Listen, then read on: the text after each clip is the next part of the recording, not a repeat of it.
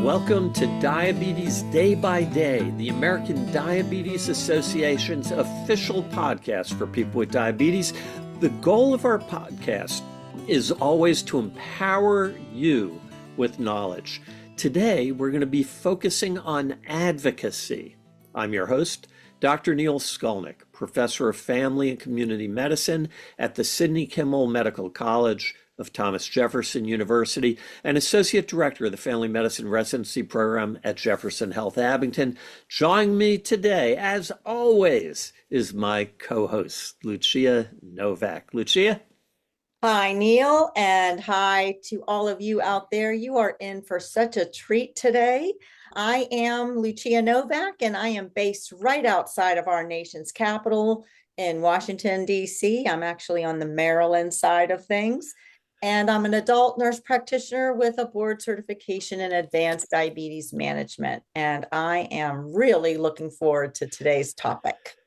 And Lucia, thank you so much for joining us, because I know you shared that the weather is horrible out. The trees are swaying, some have come down, yet you are still here with us. I have personal. Everybody needs an advocate. Individuals need advocates. The child who's going to school with type 1 diabetes, where the teachers and administration might not understand the needs of that child, need to learn what needs to be done. Diseases need advocates too. Funding for research, access to care, all of that, medications that are affordable don't just happen. This all requires work, and it requires advocacy. Joining us today to discuss advocacy is Danica Collins. Danica is a San Diego-based hospital consultant. She is a board-certified health coach. She is a diabetes advocate and founder of Dialogue. Now that sounds like it could just be us talking dialogue, but it's DIA-log, like in diabetes and logging your blood sugars. She is founder of Dialogue, Insulin for Your Soul, a wellness platform for those with type 1 diabetes. Danica, welcome to our podcast. Thank you so much for having me. I'm so happy to be here with both of you guys today, and I appreciate you guys giving me the time. So Danica, before we dive in and talk about advocacy, context is always important. Can you tell us a little bit about yourself and how you became involved in diabetes advocacy? Absolutely. So I've been living with type 1 diabetes for 21 years, and it's nothing I asked for, but it's something that's completely changed my life. And my first 10 years in, I was by myself, alone. I did not know a lot about diabetes, about the advancement in technology, or the resources that were at hand. So once I was an adult-ish and moved to Chicago, I was on a train and I met somebody else who had type 1 diabetes. I saw her devices and I was like, I don't have that. What is it? From there, I understood what community was. I got plugged in and I realized what had happened to me could be happening to other people. And I naturally became an advocate. I started sharing my story and realizing that everyone deserves access to information to make informed decisions on their health. Now, Danica, you said once you developed type 1, it changed your life. In what way? What do you mean it changed your life? Well, it changed my life from being free-spirited in everything I did to having some restrictions that I didn't ask for and that were given to me. And I don't think that's what really thriving with diabetes looks like, but it changed my life to putting my health first outside of everything else. I was a stubborn teenager, so I had to care about my health in ways that I never thought of before. And now looking back, it is one of the biggest blessings. I am so informed on my health. I know when things are off. I know when things could be better, but I had to grow up really quickly. And I think it changed my life for in the moment where I probably wasn't happy about it, but now for the longevity of it, it's definitely a positive thing. That's so interesting, because I listened to that and I suspected you were going to say something like that so many times when something tough happens, and this is, when you're strong inside, you also find the good and it just enhances your life. I suspect one of the other ways you seem to imply was finding a community and recognizing how just how important and strong being part of a community can be.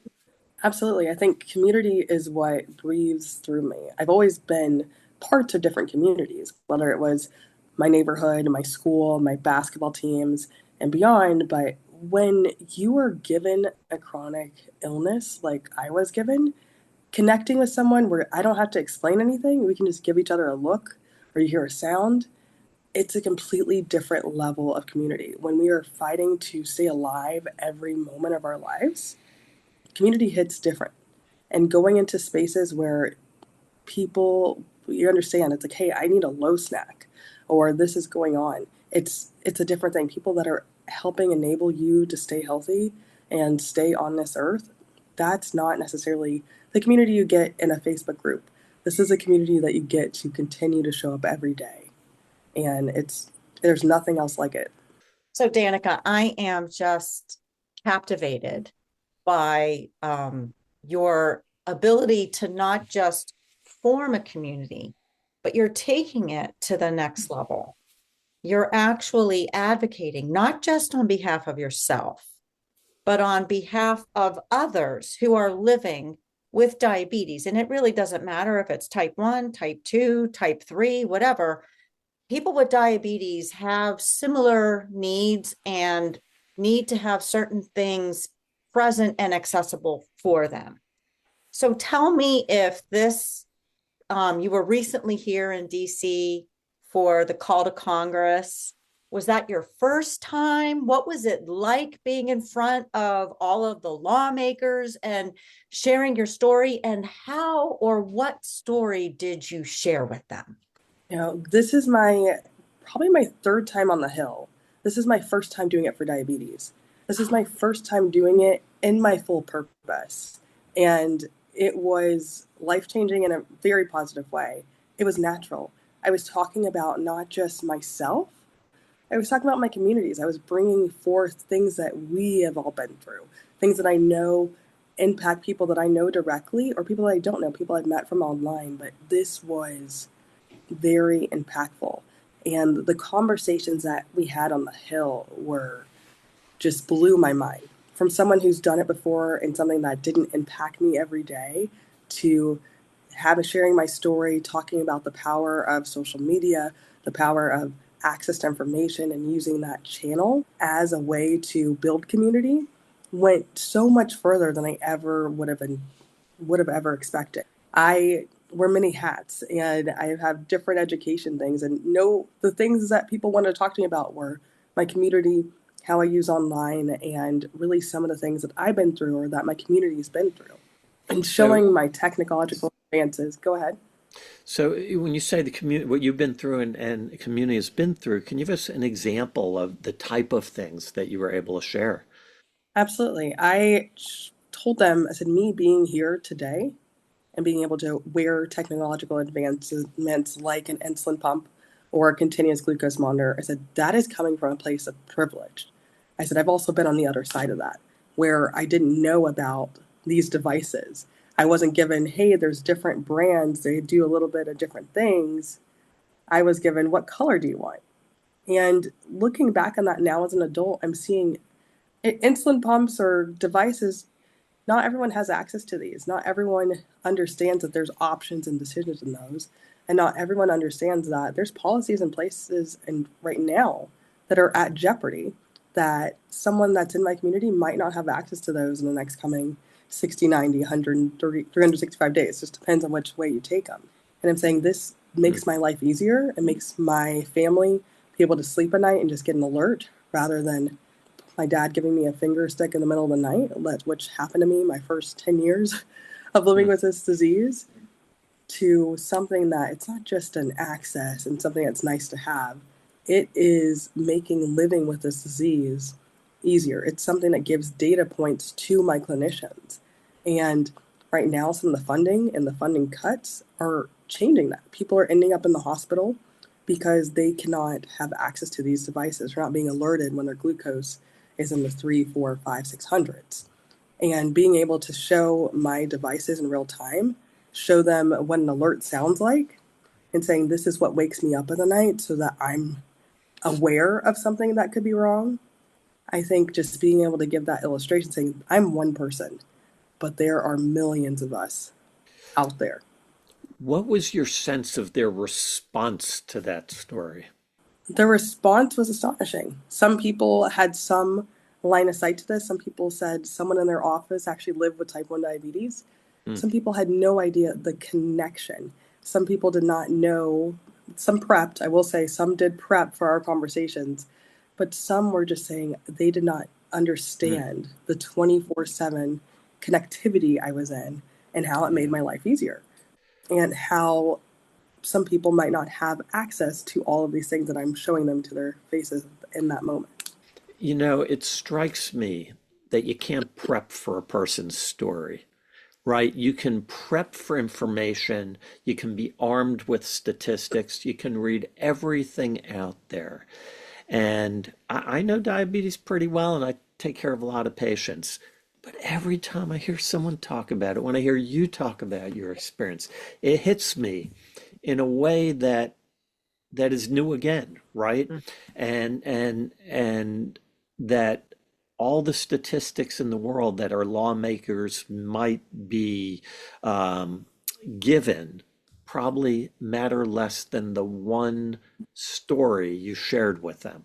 Yes, and the story, and I think one of the crucial points I think made people feel something, because when you're on the Hill and you're bringing a story front, I'm not just talking about a policy. I can come in there, give you a million of numbers, talk about X, Y, and Z. That's something I can leave in their take-home packet. When we're face-to-face, one-on-one, showing them and saying that this is something that it doesn't just impact type 1, type 2, pre-diabetic, anything. 1 in 3 people are impacted by diabetes. Either you're a caregiver, you're living with the type, or you're knowing with it. But diabetes is an invisible disease. This technology makes it visible. Mm. I can see my diabetes. That's why I love the technology. And it makes my life very, very easy. It's not perfect, but it makes it easier to get up and get on an airplane or go play sports or go to that sleepover or give you a little peace of mind when your kid's at school or when they're going to the school nurse and you're a second grader. They can see a number and understand my little Susie is feeling difficult in that moment or might have fell asleep during her exam. She wasn't falling asleep. Her glucose was 500. That's what was what was going on. And it's being able to see your diabetes, and the people that are there to support you in these communities can see it too. That is what I think I'm here fighting for. Everyone has that right to see it. Everyone has the right to have affordable insulin, to be able to show up in their community and do whatever their purpose is. And those stories on the Hill, I was with several other people, we all brought different pieces to it. Mhm. And I think that's really what was impactful for my legislation that I was able to meet with. It takes a lot of courage to talk about yourself. Was that hard for you? I'm thinking of our listeners out there who might be thinking that they also might get involved with advocacy, but also might be hesitant to. Was it hard for you to do? No, it wasn't hard for me to do. And when I'm thinking Mhm. about it as I'm going into these meetings, I'm excited. And Mm. it's not because I'm excited to talk about myself. I Mhm. know that me sharing a piece of my story isn't just my story, because there's millions of people living and doing the same thing, whether it's from the lens of a caregiver, from the lens of someone living with type 1, type 2, or prediabetes. So stepping into those rooms, our community gives me the courage to continue to use my voice, especially for the people who aren't given those opportunities to talk. But for anyone looking to become an advocate, it starts with just sharing where you're at and why it's important. And then you can go a little bit deeper. That's Yeah. amazing. Mhm. Lucia, you're about to ask something. Uh, Yes, I was going to ask you if you have inspired someone else directly and help them to advocate for themselves. And what was that like on both the giving and the receiving end? I honestly think I get messages online daily, weekly, I'll say weekly to be safer, of someone saying, hearing your story made me realize I'm not alone. or it's okay for me to speak up, or I was inspired to start a channel. And I think that goes really, really well. But I think the one that's hitting me the most right now is, unfortunately, I had a friend go through something I would never want them to go through. I'm not going to go into all the detail, but she told her story about how she was rejected insulin through a terrible political ICE issue. She won her case, but she was contacted by reporters, and she's like, I didn't want to do it. I didn't want to do it. But she's like, I knew you told your story, and there's somebody else out there that's probably going through something like I had. And she's like, this is a unique thing. And she realized that telling her story opens many doors, and that story isn't being told. And I think that's one of the things that hit me home the most, because this is someone I knew. This is someone I was in the trenches fighting with her. And now she's been on very big media outlets, and she's realized, she's like, how do I become an advocate? She's like, I'm realizing there's big issues, especially with when you are if you are taken into jail. I'm trying to think of the right word for what that is called. If you're going into these things and you still have rights and you're living with diabetes of any type, and this goes into deeper things. But she's like, I didn't want my pages to go this direction. It started happening, and now she's leaning in. And she's like, maybe I have a career in advocating. But she's like, there has to be something bigger.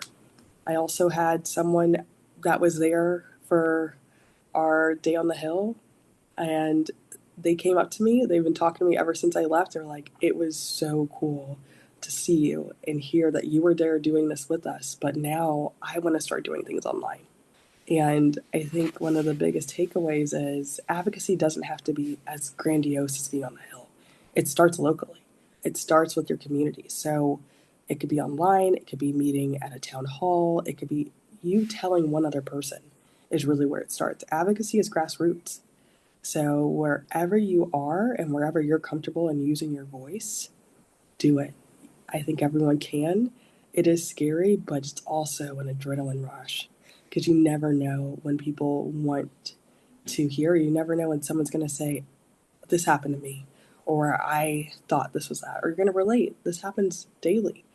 And the more we tell our stories, which advocacy really is storytelling, if you think about it, storytelling is what powers movies. It's what fuels books. So it's not as scary as it looks, but it can be very impactful. Now, what has been your interaction with ADA? So one piece is storytelling, and storytelling alone can move us emotionally, but if we're not organized in our goals, the emotion has nowhere to go. So does ADA help gather people like yourself with the idea of, and there's so many different things that we advocate for. We advocate for access to medicines. We advocate for access to technology, like you mentioned. We also, though, advocate for funding for research. So that's what got us this technology. How are things organized? Absolutely. So I think your story is what opens the door.